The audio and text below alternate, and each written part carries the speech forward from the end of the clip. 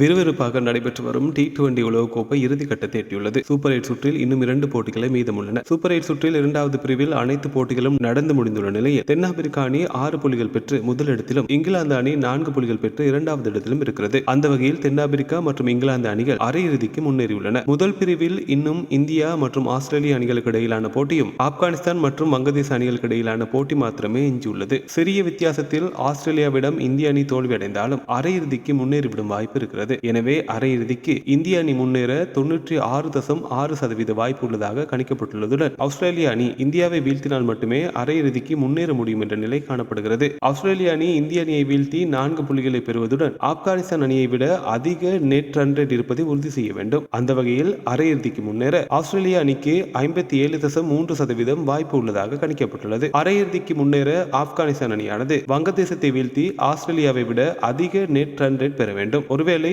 ஆஸ்திரேலிய அணி இந்தியாவிடம் தோல்வியடைந்தால் ஆப்கானிஸ்தான் அணி வங்கதேசத்தை வீழ்த்தினாலே போதும் என்பதால் அரையிறுதிக்கு ஆப்கானிஸ்தான் முன்னேற 37.5% வாய்ப்பு உள்ளது. அரையிறுதிக்கு வங்கதேச அணி முன்னேற வேண்டும் என்றால் ஆஸ்திரேலியா இந்தியாவிடம் தோல்வியடைய வேண்டும். வங்கதேசம் ஆப்கானிஸ்தானை மிகப்பெரிய வித்தியாசத்தில் வீழ்த்த வேண்டும் என்ற நிலை காணப்படுகிறது. அது மட்டுமின்றி ஆஸ்திரேலிய அணியை விட அதிக நெட் ரன் ரேட் பெற்றால் மட்டுமே அரையிறுதிக்கு வங்கதேசம் முன்னேற முடியும். ஏற்கனவே வங்கதேச அணியின் நெட் ரன் ரேட் மிக குறைவாக உள்ள நிலையில் அரையிறுதிக்கு முன்னேற வங்கதேச அணிக்கு 8.6% மட்டுமே வாய்ப்பு உள்ளது. இந்த நிலையில் தென்னாப்பிரிக்கா, இங்கிலாந்து அணிகள் அரையிறுதிக்கு முன்னேறிவிட்டன. இந்தியா அரையிறுதிக்கு முன்னேறியதாக எடுத்துக்கொள்ளலாம். எனவே ஆஸ்திரேலியா அல்லது ஆப்கானிஸ்தான் ஆகிய 2 அணிகளில் ஒரு அணி அரையிறுதிக்கு முன்னேறும் என்று எதிர்பார்க்க முடியும். உலக நடப்புகளை உடனுக்குடன் அறிந்திட News 21 தமிழோடு இணைந்திருங்கள்.